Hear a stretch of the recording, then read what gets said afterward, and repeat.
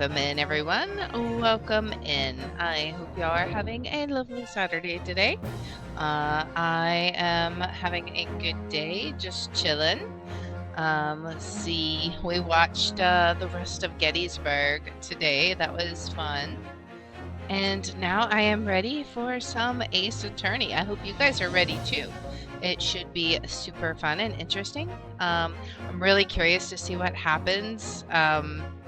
Yeah, because we got a couple of characters here that we're talking to, so should be interesting.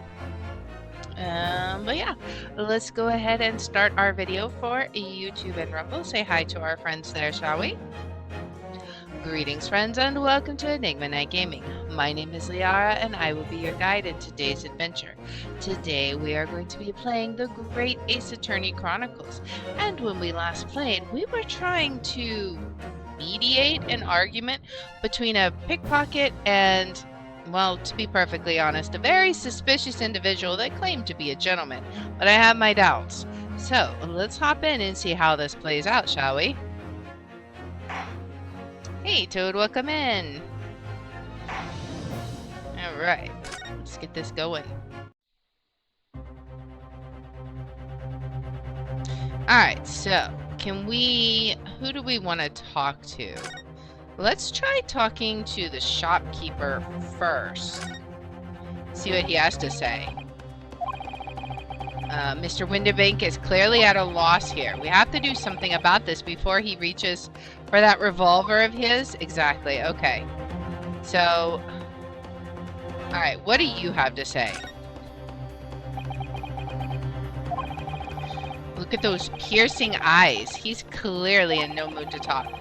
Alright, so we have to do something quickly before this mysterious gentleman leaves to fetch the police or something. Alright, well, let's talk to her, Gina.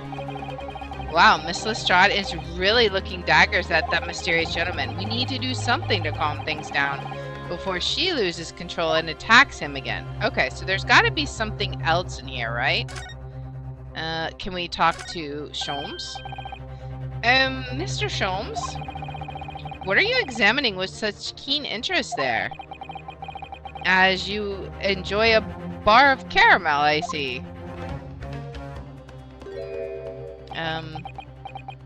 What?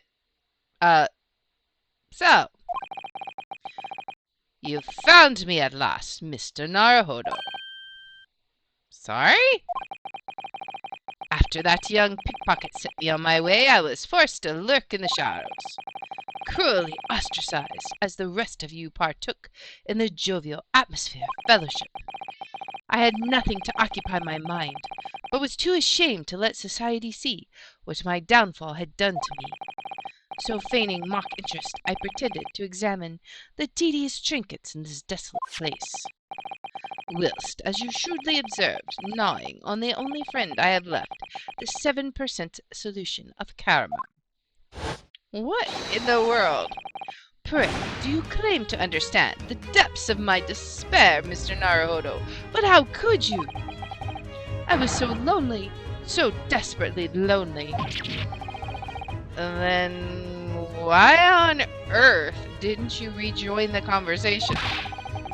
Things have gone from bad to worse here, you know. Yes, I overheard as much of your conversation. Or rather, in my craving for human contact, my ears devoured every word that was uttered. You really were sad, weren't you? Or you really were sad, weren't you? Oh, Mr. Sholmes, I feel simply awful for you. It would seem that my inferences are correct. Oh, surely you're not about to tell us that you've solved the entire case once again?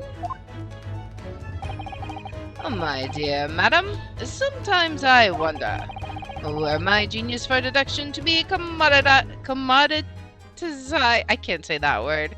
Commoditized. I can't say it. You can see it. How much could I pawn it for? It seems Mr. Sholmes has had another of his flashes of inspiration. But who knows if it will help to resolve the situation between Miss Lestrade and the mysterious gentleman. What's the right thing to do here? Well, obviously, we're going to listen to the deduction. I mean, Sholmes is our friend anyways. Even if it's completely absurd, we're still going to listen to it. Well, Miss Lestrade, it would appear you find yourself in something of a predicament. Where the blue blazes have you been, eh? Pardon? When a lady's in trouble, a true gent's supposed to be there to help. Straight away, not an hour later. Harsh. And now the dancing gentleman. And pray, who tell are you? Mr. Egbert Benedict. You have, in my eyes, a veritably encyclopedic array of curiosities about your person. Nevertheless, there are two immovable conclusions I have drawn. I beg your pardon. The first is this. The true reason for your visit to this pawnbroker today is something you have not yet revealed. And the second is this. A considerable crime is in contemplation, one you will orchestrate with intent to steal a vast sum of money. Well, Mr. Benedict, what say you to my deductions? How? He's turned as white as a hard-boiled egg. Is that guilt I see on your face, sir? It would seem that once again, Mr. Sholmes has made a flawless deduction. I don't know if I would say flawless. Just who do you think you are, sir? Yes, as I hoped. That is precisely the pained expression I was looking for. Oh boy, are we gonna have a deduction theater again? Yep, here we go. So shall we begin? The time has come for yet another Sherlock Sholmes's Logic and Reasoning Spectacular. Oh boy, here we go. The great deduction. The game is afoot. Alright, so topic 1. The mystery man's aim. First of all, we must ask ourselves on what business you ventured to this pawnbroker today. You claim to have followed this pickpocket here, having had the redemption ticket stolen from you on the street. But that is most certainly a lie. The real truth is something quite different, as revealed by that which you hold in your hand. Yes, what you brought you to this shop in the first place is the staff recruitment flyer. The piece of paper in your hand is a staff wanted advertisement from this very shop. Yet even the most unobservant would soon realize that a man of your appearance has no need of such employ. In other words, there is some ulterior motive for your actions. The cane, which you unwittingly clutched to your person, exhibits an incontrovertible contradiction. What utter rot! I've had this cane for years! The contradiction of which I speak is, of course, missing ferrule. The end of any walking cane would be terminated with a metal ferrule to protect the wooden tip. And yet, detailed analysis shows the wooden tip of this stick to be utterly bare. I think it might have something to do with initials. What was his initials? Therefore, there is only one conclusion. The rod that you hold in your hand, which appears to be a walking cane, is in fact no cane at all. You recoil, sir. Is something wrong?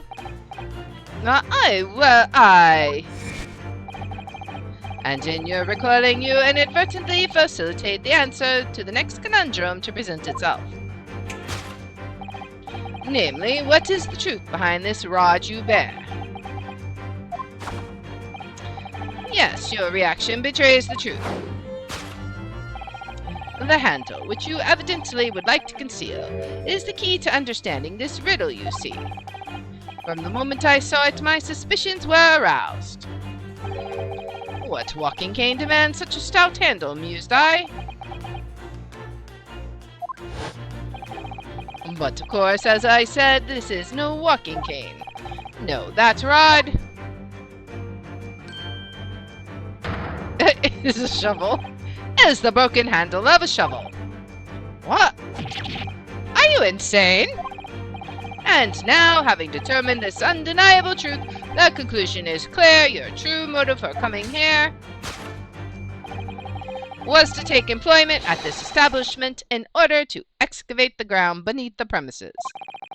What a calculated crime you have conceived, sir. A wickedly calculated crime. Okay, so the conclusion, to tunnel underneath the pawnbrokery. Okay, I think we can already see some holes in that theory. Topic 2, the great crime. Now, Mr. Benedict, let us continue. For we must expose the details of this elaborate crime you have in the planning. This is utterly absurd. You suggest that I, a gentleman, intend to excavate the ground beneath this pawnbrokery with a broken shovel? What on earth do you propose I could expect to find there? Some long-forgotten treasure, I suppose? Save for such a fanciful theory, what possible reason could I have to do as you say?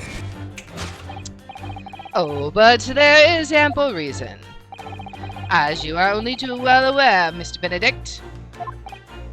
Ah, and your furtive glance is more telling than I could have hoped.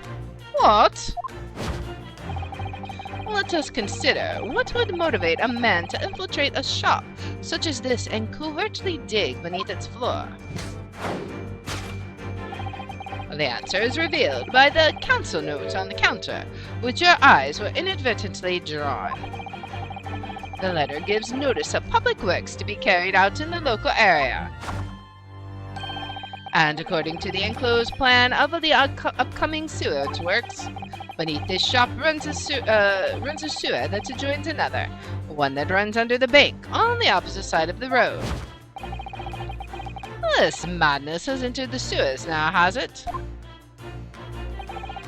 By excavating the ground beneath our feet, you would gain access to the waterway that flows in very close proximity to the great vault of the financial institution opposite. What are you? In summary, sir, you devised a master plan to pull off an elaborate bank robbery by dint of the underground tunnels. Master plan? Which brings us to the at last to the final chapter of this lurid scheme. With what plunder did the thief hope to make off from the underground vault of the bank? Are you quite serious? Having consulted with Scotland Yard some days ago, I happen to know the answer. But naturally, the answer is no secret to you, is it, Mr. Benedict? I have no idea what you're talking about. Allow me to present a rather interesting piece of evidence. You see, this picture postcard tells us all we need to know. A postcard of the Great Exhibition. I'm afraid you've quite lost me. Currently in the final stages of preparation, the Great Exhibition will soon be underway, and the government has provided extra funds to complete its centerpiece, the Crystal Tower. Funds that currently sit in the vault of the bank on the other side of this road. Pardon? Yes, this considerable crime you have been contemplating is the theft of that which sits in the vault of the bank, the special reserve funds for the Great Exhibition. Of course, that is a top secret police information, so keep it under your hat, please. You've just told everyone it can't be that secret. So, to steal the Great Exhibition's reserve funds. Oh boy. Thus concludes Sherlock Sholmes' great deduction of this pawnbroking puzzle. Right. Okay. Mr. Sholmes.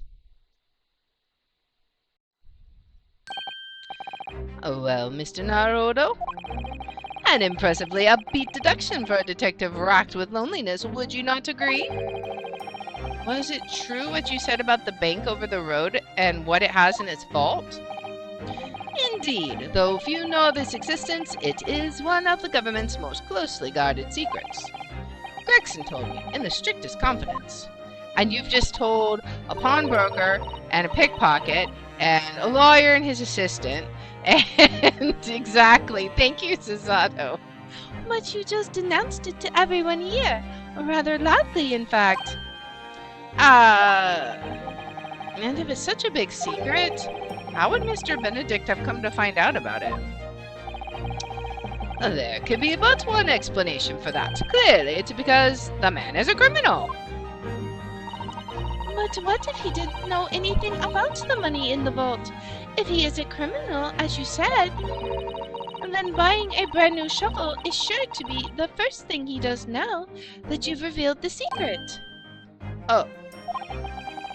Or if he doesn't, maybe Mr. Windibank will. He already has plenty of shovels here, after all. Oh, my life, I assure you I am not so unscrupulous. Well, hopefully this has taught you a valuable lesson. Sensitive information must be handled with the utmost of care, and not given to Herlock Sholmes. One can never be sure that someone privy to secrets won't disclose them, and once the word is out, it's out. Perhaps I'll think twice before confiding in you next time, Mr. Sholmes. Good thinking. An excellent idea, Mr. Naruhodo, an excellent idea.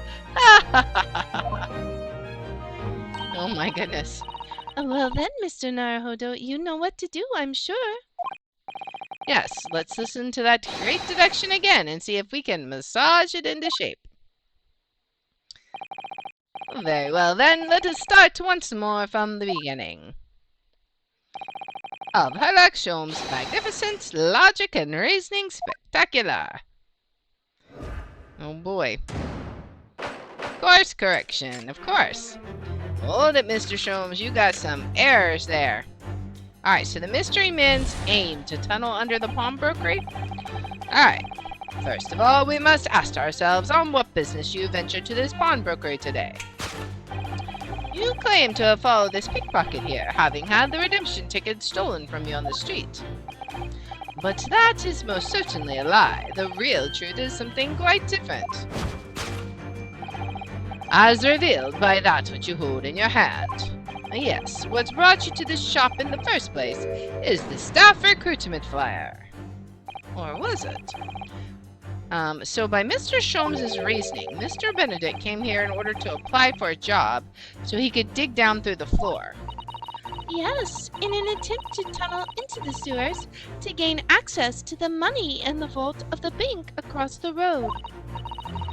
But he wouldn't get very far with a broken shovel, would he? No, I think it's fair to say his motives lie elsewhere.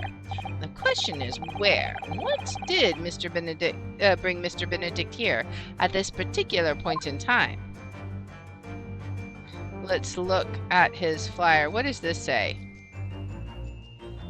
What does this say? It's his scribbled writing. Can we see this? Oh, look at all the scribbled notes on the back of the flyer here.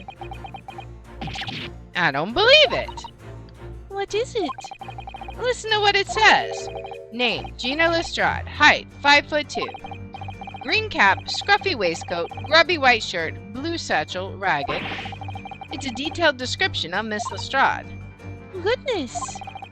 There's even a sketch of her, hat and all. Although, if he showed it to her, she'd fire that smoke grenade launcher in his face for sure. And look, the details of this shop have been written down here too. Winterbank's Pawnbrokery, Baker Street. Redemption deadline, 15th April. Which is today's date. Why would Mr. Benedict have all that information scrawled on the back of that piece of paper? Alright, so, info about Miss Lestrade is what it is. It's going to be this. Take that!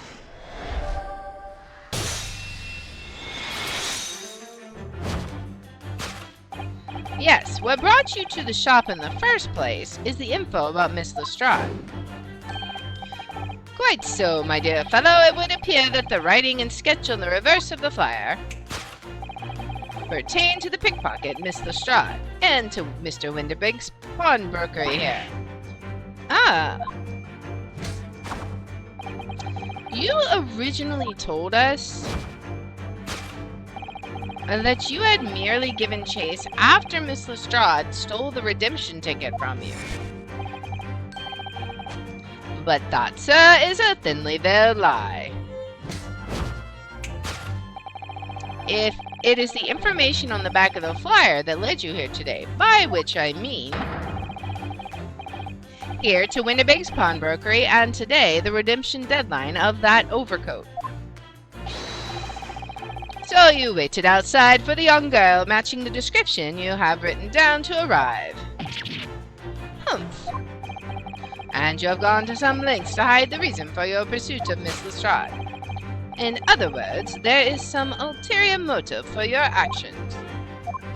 The cane which you unwittingly clutched to your person exhibits an incontrovertible contradiction. What utter rot! Why, I've had this cane for years! The contradiction of which I speak is, of course, the missing ferrule. Nope. What's a ferrule? It's the metal cap commonly found on the end of a cane, Mr. Naruhodo. Ah, the bit that makes the nice clacking sound on the pavement. Yes, exactly. And Mr. Sholmes is right. It appears to be missing on this cane. But it doesn't actually look broken, does it? No, it doesn't. Though the gentleman certainly did recoil when Mr. Sholmes identified the cane as suspicious. In other words, there's some secret about the cane that Mr. Benedict would rather we didn't know. Which is going to be the initials, right? Let's look at that. Well, look here, Miss Tisato. There are some letters on the handle. Ah, yes. Those must be initials, I think. In the West, it is customary for people to engrave their belongings with the first letters of their names. So Herlock Sholmes would be HS, you mean? That's right. And the initials on this cane, obviously. Oh. AG? Why does it feel as though that's not quite right?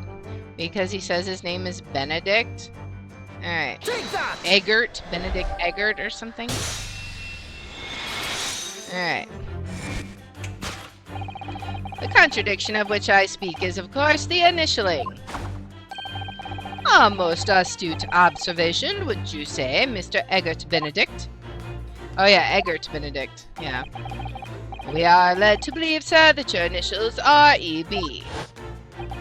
Yet in a most possessive manner you have in your grasp a cane bearing the initials A.G. An incontrovertible contradiction indeed, would you not agree? No, you're wrong. This cane isn't. You said before that you'd had the cane for years. Grr. So, don't try to tell us that you just borrowed it from a friend or found it in the park.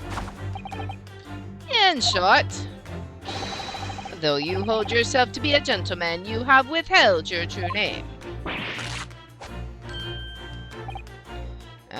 Did he just rip something? You recall, sir, something wrong? And in your recoiling, you inadvertently facilitate the answer of the next conundrum to present itself.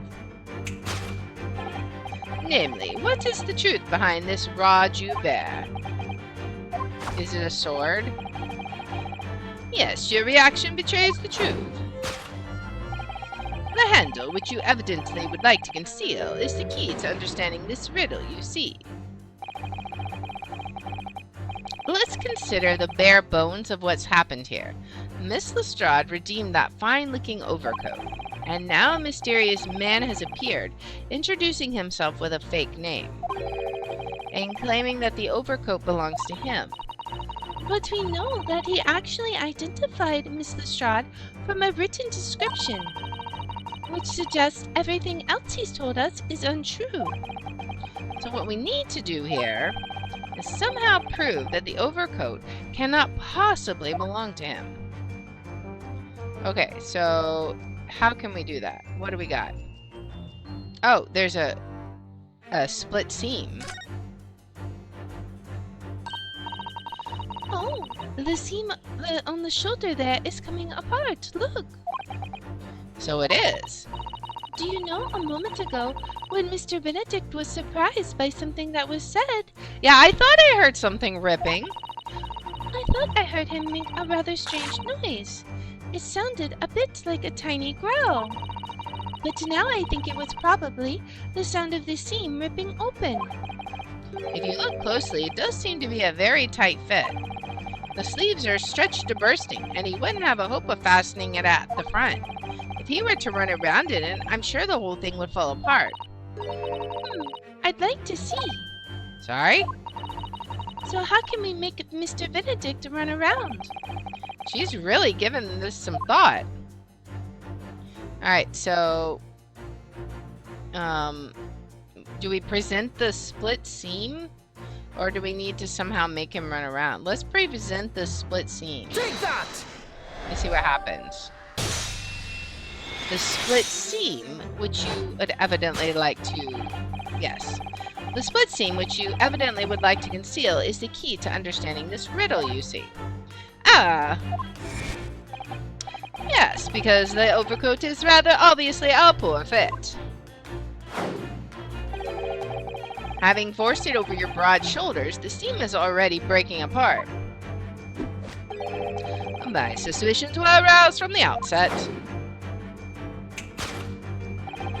When you so boldly lied about your name and so boldly waylaid this pickpocket. Ah. This catalogue of untruths has all been for one very specific purpose. To steal the article that the young girl redeemed from Mr. Windibank.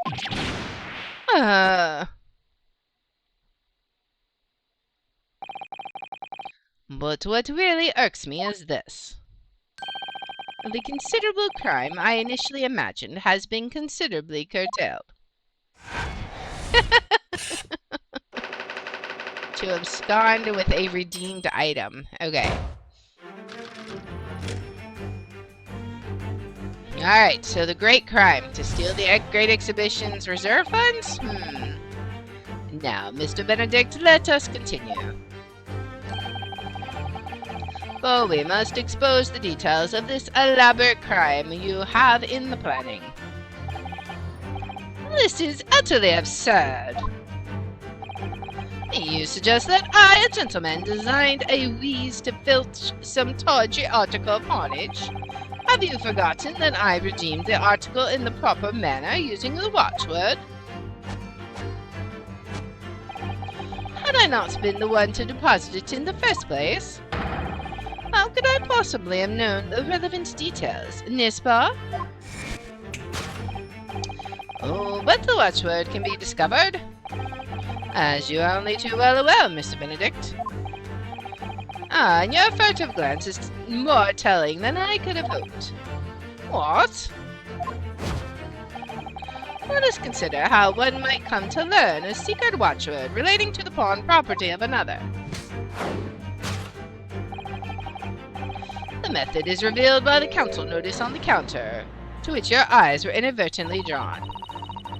The direction of the deduction must change rather dramatically now, I think. Yes, no more talk of tunneling into the sewers, which is a pity because it all sounded rather exciting. Anyway, you can't deny that this mysterious gentleman did know the watchword? Yes, Professor. If you didn't know that word, Mr. Windibank would never allow you to redeem the article.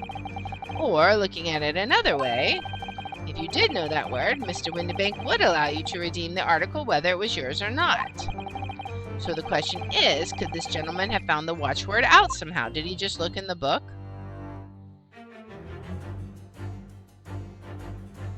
Notelet? What's this? Look at this, Mr. Sato. Ah, it appears to be a memo that Mr. Winterbank has scribbled to himself. Let's see, what does it say? Oh, Professor. Uh-huh. Mr. Winterbank must make a note of the watchwords his customers give him right before their eyes. And an alarmingly clear script as well. Oh dear, I don't know where to look. Who knows what other secrets I might see? Okay. What else do we got? Anything else? We got the revolver, an old lamp.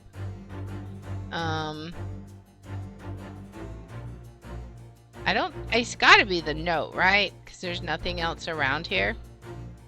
Alright, let's go ahead and present that. And see if that works. The method is revealed by the notelet on the counter to which your eyes were inadvertently drawn. Yes, this broker here follows the same procedure whenever a customer comes to redeem an article. He asks the customer for the watchword and notes down the response uttered on a notelet he has to hand. And then he consults his ledger and confirms whether or not the watchword matches that of the article in question. I would expect nothing less of a diligent pawnbroker. But his diligence clearly has its disadvantages. What are you talking about? It is increasingly apparent that you were present in this shop before your accusation against Miss Lestrade. In all likelihood, you followed her inside and then observed her talking to Mr. Winterbank. When the diligent broker made a note of the watchword, as is his common practice, you observed him writing the word professor on the notelet beside the ledger. And that, sir, was the master plan you devised to steal the pawned article from the young Miss Lestrade. Master plan? Which brings us at last to the final chapter of this lurid scheme. Why would you go to such lengths to redeem that particular article from this pawnbroker? Are you quite serious? For an ill-fitting overcoat hardly seems to justify the effort, much less a worthless music box disc. But naturally, you had a very good reason to make them yours, didn't you, Mr. Benedict? I have no idea what you're talking about. Allow me to present a rather interesting piece of evidence. You see, this picture postcard tells us all we need to know. But does it now? The articles we're talking about are the overcoat and the music box disc that was in one of the pockets. Which, according to Mr. Winterbank, isn't even worth a penny. And yet this man went to such lengths to steal them. Why? I wonder if perhaps we already have the evidence we need to explain it, Mr. Naruto. Could we? Really? I'd better have a thorough look through all the evidence we've collected so far.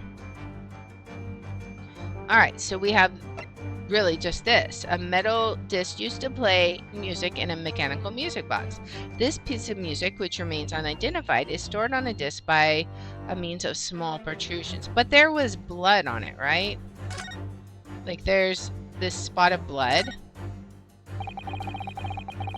Look at all the little bumps on the disc. They're so tiny.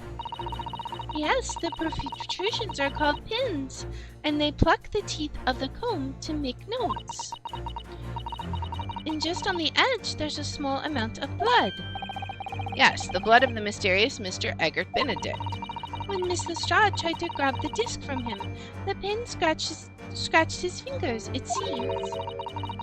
Like when you're grating some daikon radish and accidentally catch your finger. Ouch, just thinking about it hurts. And puts me off eating radish. Is there something on the back, though? Oh, okay. What is this? Oh, McGilded? Oh, man. Oh, there's a little scrap of paper stuck onto the reverse side of the disc, look. And scribbled word or two. It looks like somebody's name. It's all coming together, guys. For McGilded. McGilded? It couldn't be. But it is, Mr. Naruhodo. A name I shall never forget for as long as I live. But why? Why is his name on this? Alright. On the reverse side. So it's been updated. On the reverse is a note that reads for McGilded. Alright, so this is what we present. Take that! There we go.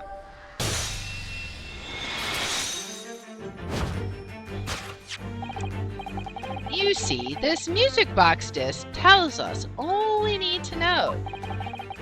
What's that on the back? It reads, for McGilded. Yep. Mr. Magnus McGilded. The unfortunate philanthropist who perished in curious circumstances at the Old Bailey 2 months ago. A prominent man in London, though his loan-mongering demonstrated a distinct lack of scruples. So, you're an associate of his, are you? Or perhaps a subordinate? Oh boy. Mr. McGilded was a man of unusually small stature. In fact, he was precisely the right size for that overcoat that you've squeezed yourself into.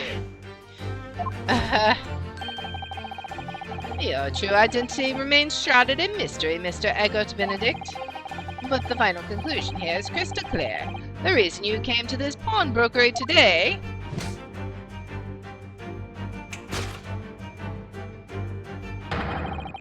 was to retrieve an article left behind by the late Magnus McGilded.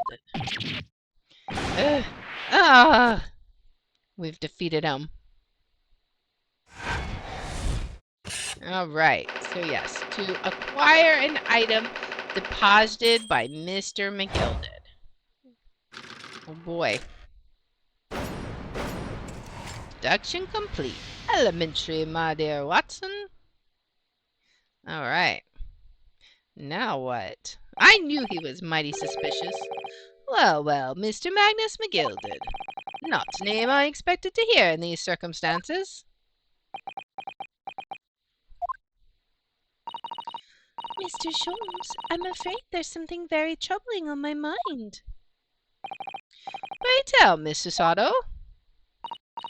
Well, according to what Mr. Windibank told us earlier, today was the final day on which the coat could have been redeemed, was it not? Yes, ma'am, that is correct. Today would have been precisely 2 months since it was first deposited. Well, today is 15th April, so 2 months ago today would have been 15th February, sir. That's right. It's all carefully recorded in my ledger. Deposited at 10:30 p.m., I see. What? But that suggests... Was that after he was burned in the carriage?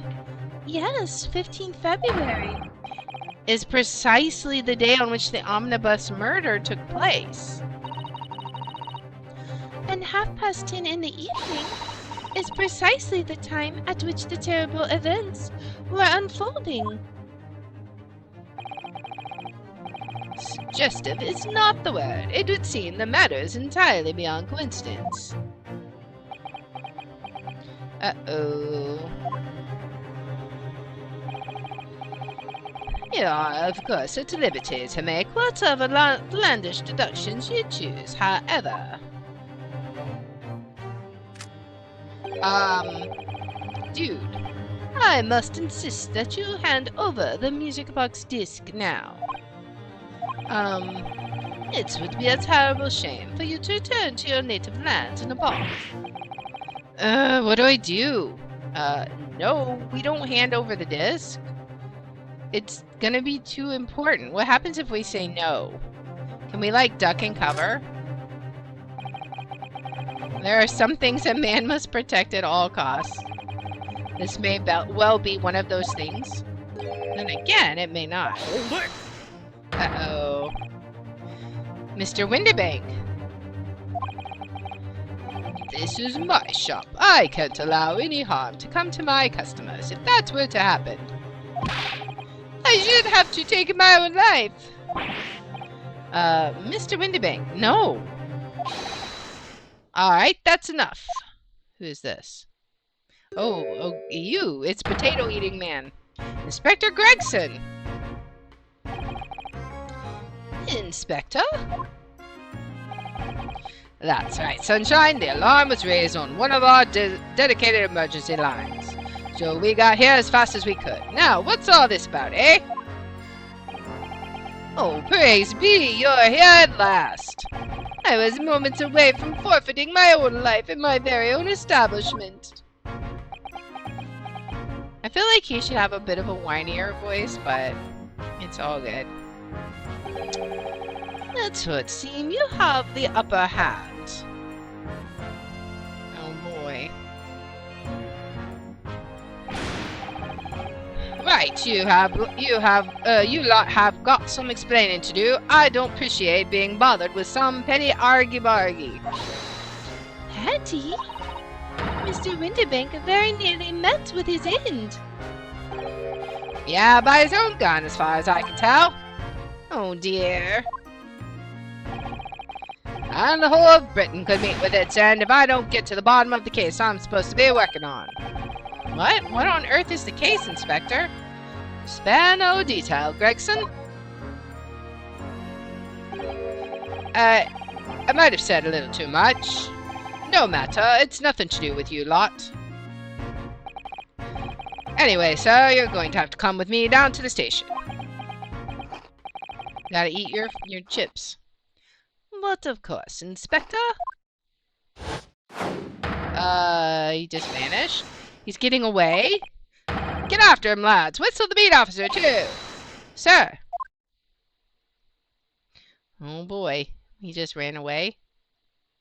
Where's Gina? Did she disappear too? There's been a spate of thefts at pawn shops around here recently, so we've fitted emergency buttons underneath the counters for brokers to let us know when there's trouble. Oh, Inspector, I was very worried there for a while. Very worried indeed. Now then, Mr. Permanently in mourning? Oh, yes? I'll be taking that whatever it is of McGilded's down to the yard, thank you very much. So hand it over. Oh, yes, of course. No, don't give it to him. It's mine, that is, mine. I'm sorry, miss, but anything belonging to McGilded has to be taken in as evidence now. As evidence? If the police demand something as evidence, my dear fellow, we have no choice but to capitulate. It's all yours, Inspector. She's so frustrated. I wonder what it was. I'm very curious now. And so we handed Mr. McGilded's disc over to Inspector Gregson, and were summarily turfed out of the shop and onto the street. Oh boy. To be continued. Well, what a cliffhanger. Like, what all is even going to be on that disc? Like, are we going to get a chance to find out what it was? This whole plot is just like, it's crazy. Like, something definitely has happened with McGilded, and everything is tying together, and I'm very curious to see how it's all going to tie together in the end. But we will investigate that further in the next episode. So if you like this kind of content, please make sure to like, subscribe, follow, share, all that good stuff. If you want to watch live, we're on Twitch at twitch.tv/TheR27. I have my schedule posted in the about and in the description. And if you want to see which games I'll be playing each day, I post them on twitter.com/TheR27. And I hope you'll join me in the next one. Until then, guys, bye. All right. Well, that is where we are going to pause it as well. So I hope you guys had a lot of fun with this. I am very curious what's going to happen next. I'm super curious, but you know, it will be what it will be. We'll figure that out next time. So our next stream is going to be tomorrow at 3 p.m. We're going to be playing Reveal again, probably finishing that game, and then we're going to be jumping into the room 3 again. We'll play the room 3 a little longer than we did last time, for sure. But it should be fun. Yeah, so let's see who we can raid. I think we'll raid. Let's see. Let's raid Ing Says Roar, because we haven't raided her in a while. She's playing Lethal Company. Lethal Company is always fun. So let's go ahead and do that. And then I will see you guys tomorrow at 3 p.m. Central. So until then, guys, bye.